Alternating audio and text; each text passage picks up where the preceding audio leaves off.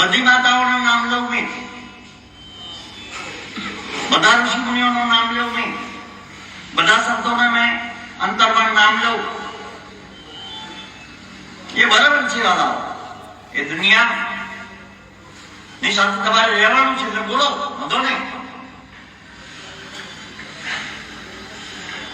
પણ વસ્તુ તમારી અંદરનો દેવ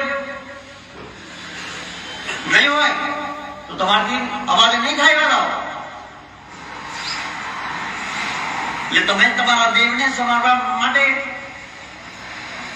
સમજવા માટે, જાણવા માટે, જ્ઞાનની વસ્તુને અંતરમાં અનુભૂતિ કરવા માટે ખરેખર આ પંચતત્વનું જે પિંડ છે એમાં હજુ તો મારો કૃષ્ણ, મારું રામ, મારો વિષ્ણુ, મારો શિવ, મારી વિશ્વની જનતા પ્રગટ છે વાળાઓ.